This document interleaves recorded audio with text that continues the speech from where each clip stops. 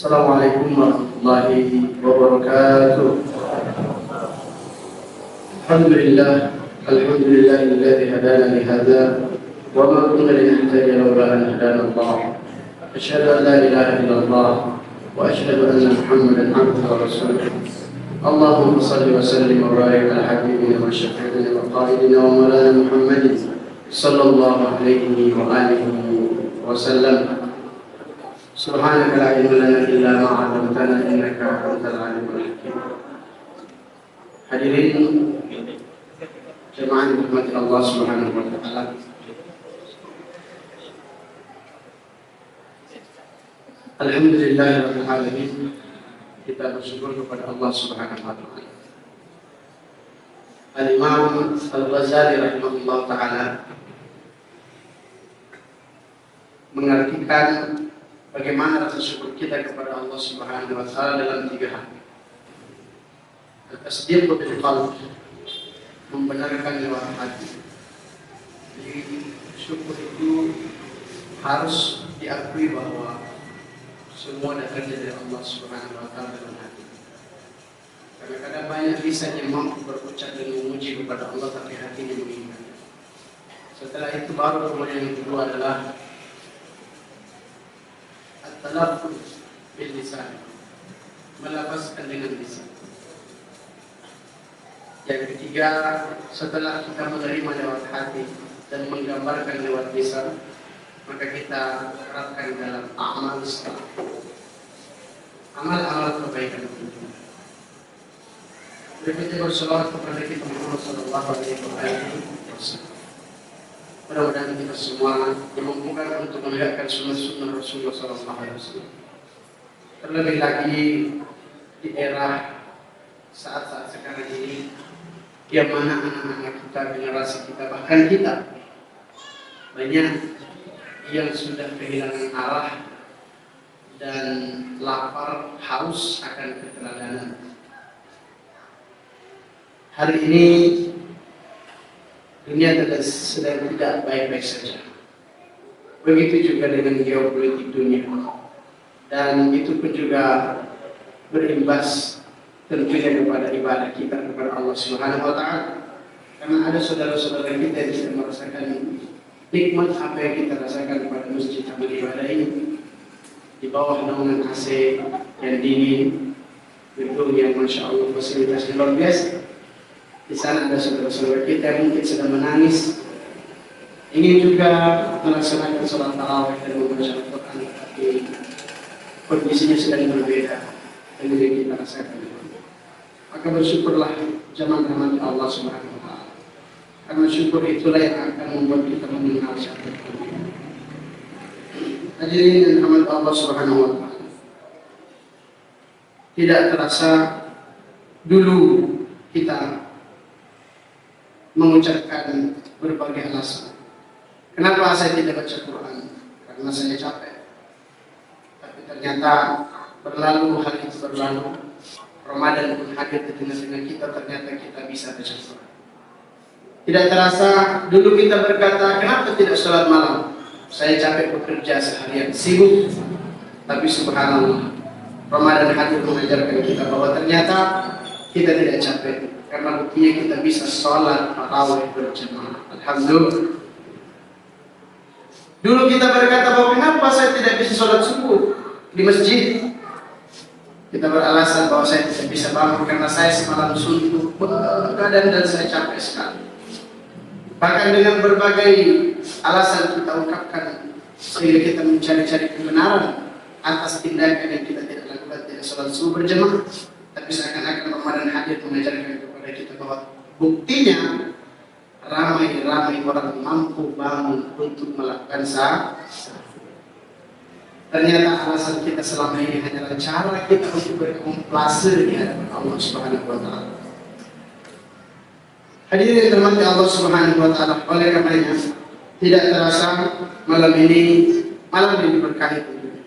Karena kita akan memasuki 10 daripada terakhir bulan Ramadan, yang mana Allah Subhanahu wa taala bersumpah, wal fajr wa layalin 'ashr wasyaf'i wal witr.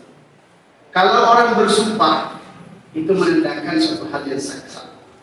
Dokter disumpah, pemerintah disumpah, polisi disumpah. Kenapa? Karena amanah yang dibebankan kepadanya begitu besar. Hadirin jamaah rahmat Allah, Allah Subhanahu wa taala Zat yang Maha Esa, satu-satunya bersumpah walayalin asyr. Kalau Allah katakan walaili itu satu malam. Tapi kalau walayalin itu jamak dan malam-malam. Asyar yang 10. Ulama di sini berbeda pendapat. Ada yang mengatakan bahwa 10 yang Allah bersumpah di sini maksudnya adalah 10 hari bulan Zulhijjah. Ada yang mengatakan bahwa maksud daripada Allah Subhanahu wa taala bersumpah di sini adalah 10 terakhir bulan Ramadan. Tetapi sebagian ulama mengatakan bahwa kalau di 10 Zulhijjah itu bukan malam tetapi hari. Maka yang paling tepat menurut sebagian ulama adalah malam 10 terakhir di bulan.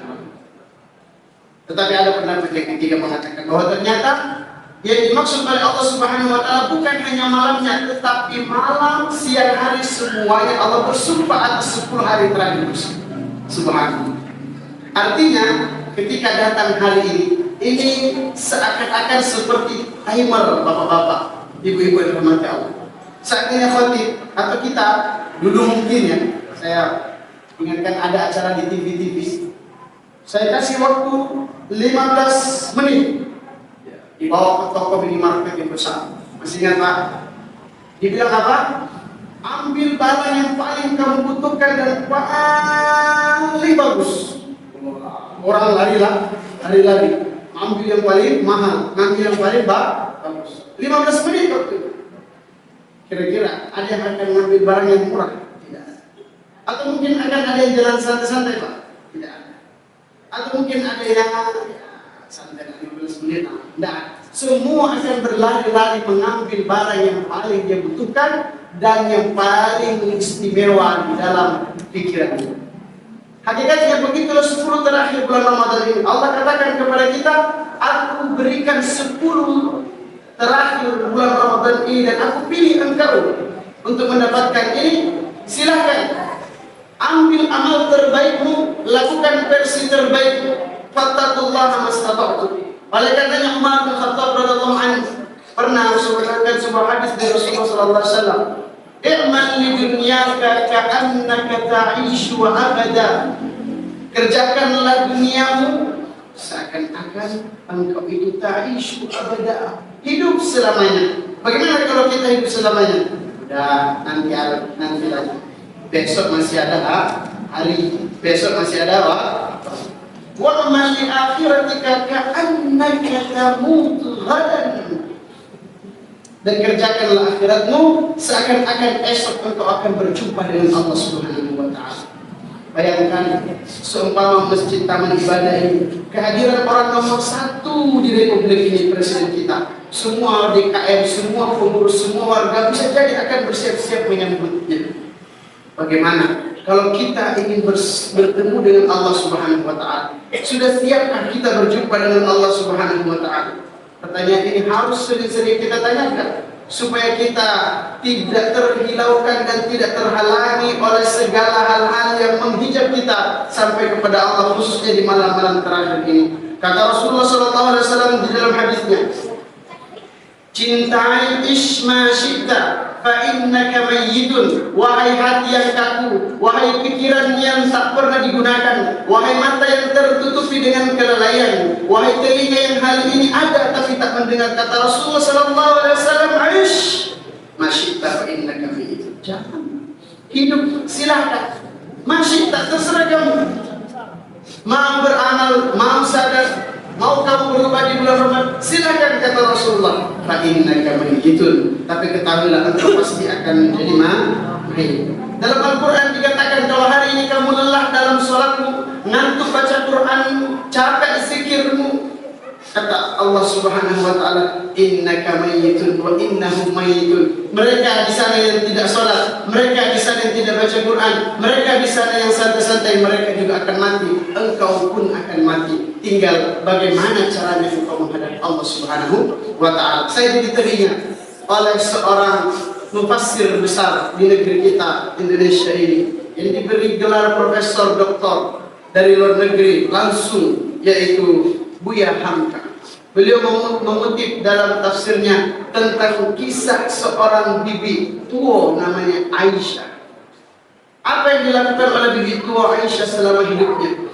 Beliau katakan bahwa bibiku ini tidaklah dia melewati hari-harinya kecuali habis khatam Al-Quran. Bahkan dikala dia sakit ataupun dikala dia sibuk, begitu sulit hari-hari dilewatinya. Sebelum tidur dia menyempatkan membaca surah Al-Waqiah, Al-Mulk dan lain sebagainya. Sampai satu masa bibi tua Aisyah menghadapi yang namanya usia tua. Jadi kita ini bapak-bapak ibu berahmati Allah Subhanahu wa taala, di dalam Al-Qur'an itu disinggung siapa yang usianya sudah 40 tahun.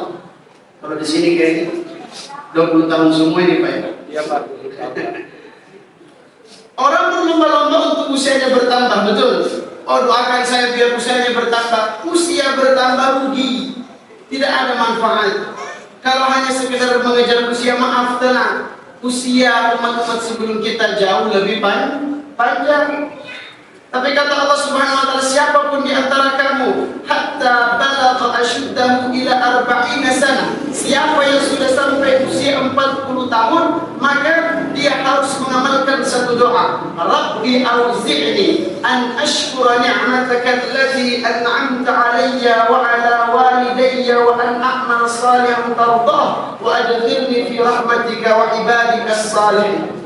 Itu kalau sudah 40 tahun menurut penelitian kedokteran, tes testosteronnya sudah mulai menurun. Jadi kalau ada orang usia 40 tahun hidupnya masih tidak menentu arahnya kemana, hati-hati sampai usia dia wafat akan seperti itu kalau tidak diperbaiki. Maka bibi tua Aisyah ini memberikan pelajaran kepada kita sampai di usianya yang begitu tua dia menghadapi sakratul maut. Perhatikan sahabat rahmat Allah Subhanahu wa taala, kata Hamka, tidaklah aku melihat kecuali bibirnya itu berkomat kami. Apa yang dibaca oleh bibi tua Aisyah? Ternyata membaca Al-Quran, karena dia sudah hafal Al-Mulk, dia sudah hafal Ar-Rahman, dia sudah hafal Al-Waqiah. Selama hidupnya dia baca walau tak pernah menghafalkan. Subhanallah. Bukankah di telinga kita tidak asing surah Al-Fatihah, betul? Ada yang pernah hafalkan surah Al-Fatihah? Tidak ada. Kenapa? Karena kita terbiasa mendengarnya. Bukankah tidak asing di telinga kita ketika menyebutkan surah Yasin? Semua bahkan sedikit demi sedikit terbiasa mengikuti surah Yasin. Kenapa? Karena kita senantiasa membaca surah Yasin. Itulah yang dilakukan oleh bibi tua Aisyah. Sampai di titik-titik terakhirnya dia mengatakan kepada seluruh yang hadir saat dia menghadapi sakratul maut, tenang. Tolong semuanya pasang telinga baik-baik. Saya mendengar suara lantunan ayat suci Al-Quran yang begitu merdu. Kata Hamka, tak adalah satu di antara kami yang mendengarkan lantunan ayat suci Al-Quran ini melainkan bibi tua Aisyah.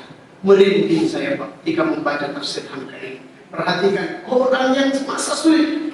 Di dalam kitab At-Tazkirah Al-Qurtubi digambarkan bahwa Nabi Musa, Nabi Ibrahim, Nabi Isa, Nabi Muhammad SAW ditanya betapa sulitnya menghadapi sakratul maut. Mereka mengatakan ada yang seperti kain wol basah disetrika dengan setrika yang panas, tetap pada dahsyatnya sakratul maut itu. Ada yang mengatakan bahwa seperti kain yang berduri kemudian ditarik begitu keras. Ada yang mengatakan seperti hewan hidup yang kemudian dikuliti hidup-hidup, rasa sakratul maut itu. Tapi begitu Aisyah mengatakan, semuanya benar.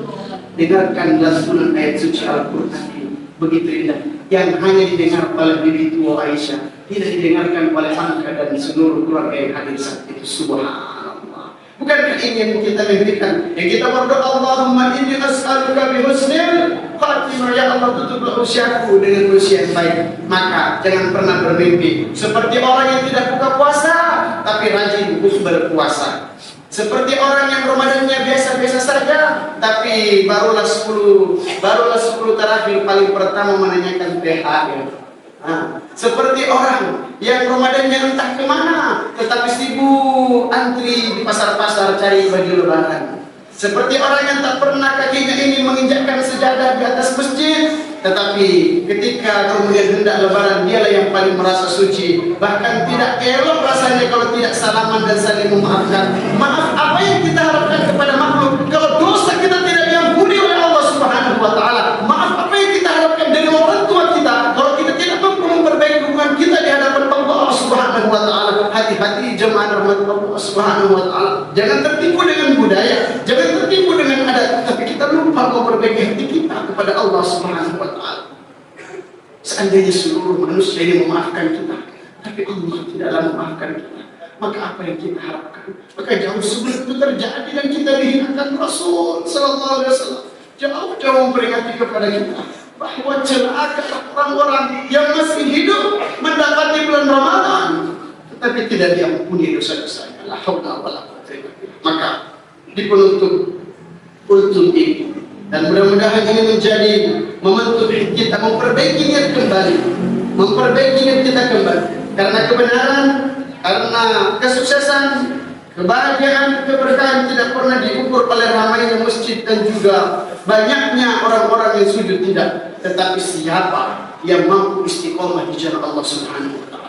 Maka perbaiki niatnya. 10 terakhir bulan Ramadan ini, mari, kata Rasulullah SAW disebutkan dalam hadisnya, beliau mengencangkan ikat pinggangnya. Ini sebenarnya kiasan, ini sebenarnya peringatan, ini sebenarnya isyarat bagi kita bahwa kalau sudah masuk 10 terakhir Ramadan, ayo diperkuat lagi imannya, ayo diperkuat lagi niatnya, ayo diperkuat lagi semangatnya. Maka insya Allah kita semua mendapatkan Lailatul Qadar. Allahumma ja'alna minhum. Ya Allah, jadikanlah kami semua orang-orang yang mendapatkan Lailatul Qadar, dan jadikanlah kami semua orang-orang yang hatinya luluh, pikirannya dibuka, matanya melihat segala kebaikan, agar kami mampu untuk menikmati ibadah yang kami lakukan. Ya Allah, jadikanlah kami semua orang-orang yang senantiasa bertambah imannya ketika dibacakan ayat-ayat suci Al-Quran, orang-orang yang senantiasa gemetar hatinya ketika disebut namamu ya Allah, sehingga kami menjadi orang-orang yang termasuk dimampukan untuk berjumpa dengan ya Allah. Allahumma innaka 'afuwwun karim tuhibbul 'afwa fa'fu 'anna ya karim. Aqulu qawli hadza wa astaghfirullah li wa lakum.